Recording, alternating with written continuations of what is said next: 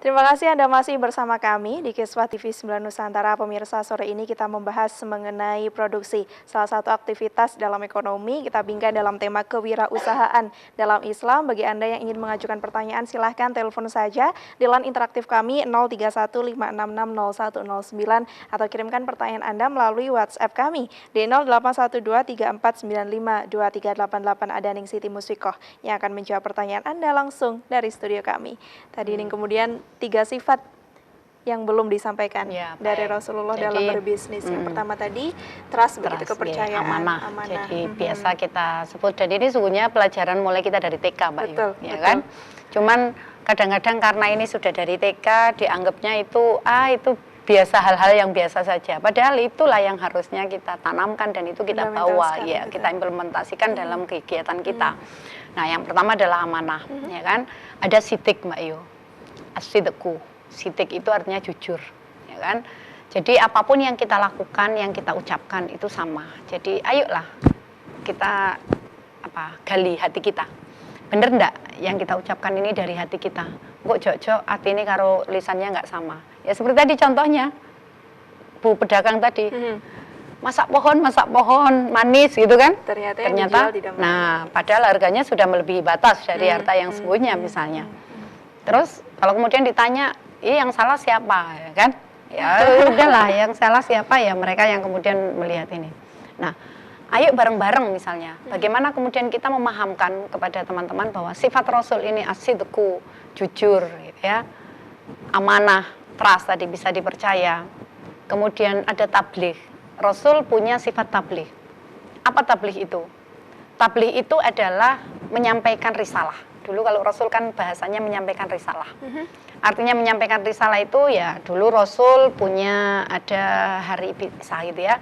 Rasul memang mendapatkan perintah oleh Allah gitu ya menjadi Rasul. Kemudian merintah untuk memberikan semuanya, menyampaikan kepada umatnya.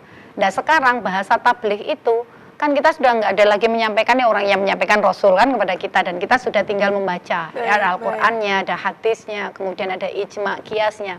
Maka tabligh di sini apa? Kalau dalam makna ekonomi, tabligh ini adalah bangunan dari untuk komunikasi. Bagaimana kita bisa berkomunikasi dengan baik. Nah, apa maksudnya? Ya, kenapa orang itu misalnya suka dengan sesuatu yang misalnya malah dilarang gitu ya misalnya. Yang malah harusnya halal itu mereka nggak suka. Mungkin cara menyampaikan kita yang nggak benar. Nah, tabligh itu menjadi penting. Komunikasi itu menjadi penting. Coba kita lihat dakwah Rasul. Rasul bagaimana kemudian dia harus dihujat, bagaimana Rasul dilempari kotoran, bagaimana Rasul dicaci, tapi Rasul tidak pernah membalas dengan kejelekan. Dia cukup senyum, atau kalau tidak hanya cukuplah berdoa. Kan? Berdoa Allahumma hdiqomi fa innahum la ya'lamun misalnya. Berdoa. Nah, itu yang kemudian kita harus tiru. Ya memang berat ya Mbak Yu ya, tapi ya kita belajar. Bagaimana misalnya kita dicaci orang itu tidak marah, bagaimana kita dipuja orang itu tidak menjadi sombong. Ya itu menjadi bagian dari hati kita. Ayo belajar, bareng-bareng kita belajar. Semoga kesombongan hati ini hilang. Nah, kalau kemudian kita bicara tadi kan sudah ada 3 nggih. Yang terakhir nggih tabligh fatona. Fatona itu kecerdasan. Nah, Rasul memang punya kecerdasan yang luar biasa, gitu kan? Rasul punya kecerdasan luar biasa. Bagaimana kemudian kita memaknai fatona itu dalam makna ekonomi? Maknanya adalah kreativitas. Jadi, bagaimana kemudian kreativitas diri seseorang itu dalam melaksanakan kegiatan bisnis? Maka jangan salah kalau kemudian sekarang kok daganganku nggak laku-laku ya, sementara yang sana laku keras misalnya. Ayo kita lihat, dagangan kita sudah ada nggak inovasi-inovasi dalam. Berarti 4 tadi ya nih. Jadi ada 4 sifat, kemudian ada 7 karakter sebenarnya. Ada 7 karakter. Disimpan dahulu nih karena ada pertanyaan banyak ini di mana kita jawab dahulu dari pemirsa. Assalamualaikum warahmatullahi wabarakatuh. Saya adalah seorang pegawai negeri yang bekerja di bidang hukum. Di lingkungan kerja saya untuk uang di luar gaji banyak, namun uang itu subhat begitu. Saya pernah menerima uang tersebut dan saya tidak tenang. Sekarang saya tidak menerimanya lagi. Sekarang saya sedang merintis usaha souvenir pernikahan dan hantaran kawinan. Apakah itu lebih baik atau bagaimana? Pertanyaannya mungkin kembali kepada Mbak Yu penanya ya. Baik.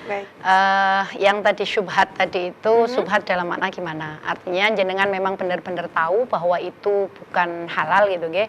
Atau bagaimana? Itu yang perlu dipahamkan.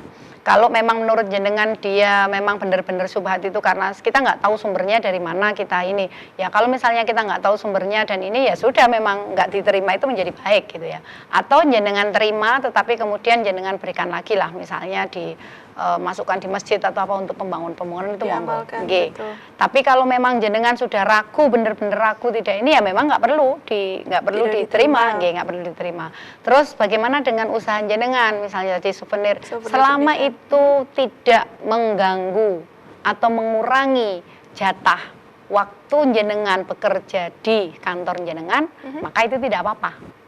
Tapi kalau kemudian karena jenengan melakukan itu, kemudian ternyata waktu yang seharusnya jenengan melakukan pekerjaan di kantor itu bisa selesai, tapi karena bisnis itu kemudian jenengan tidak selesai, maka jenengan menerima gaji yang separuh karena tidak melakukan ini sama dengan tadi yang subhat tadi. Karena apa? Karena kan sesungguhnya kontrak jenengan kerja tadi kan misalnya jam 7 sampai sekian. Kecuali kalau misalnya dalam kontrak itu memang ada misalnya kayak di perguruan tinggi itu kan ada tridharma perguruan tinggi, ada pendidikannya, ada pengabdian masyarakatnya, ada penelitiannya misalnya. Nah kaitannya ini dilakukan dengan kaitannya untuk 3 ini, kemudian jenengan lakukannya di luar kantor gitu ya. Tapi memang untuk melakukan ini dan tidak meninggalkan yang lain, maka ketika mendapatkan ini itu bagian dari bima yatawalladu minhu mboten napa-napa. Tapi kalau kemudian itu mengganggu aktivitas dan mengakibatkan aktivitas tugas kita yang seharusnya kita selesai dalam 1, 2, 3 jam atau 1 hari itu kemudian kita terbengkalai untuk ini, maka hasil jenengan mendapatkan souvenir dan lain sebagainya tadi ya sama subhatnya dengan yang jenengan lakukan tadi. Insya Allah sudah terjawab. Kita sambung lagi nih, kita akan jawab pertanyaan masih banyak di WA kami. Dan kami masih menunggu pertanyaan Anda pemirsa, silakan telepon di 0315660109 atau kirimkan pertanyaan Anda melalui WA kami 081234952388. Usai jeda kami akan segera kembali untuk Anda.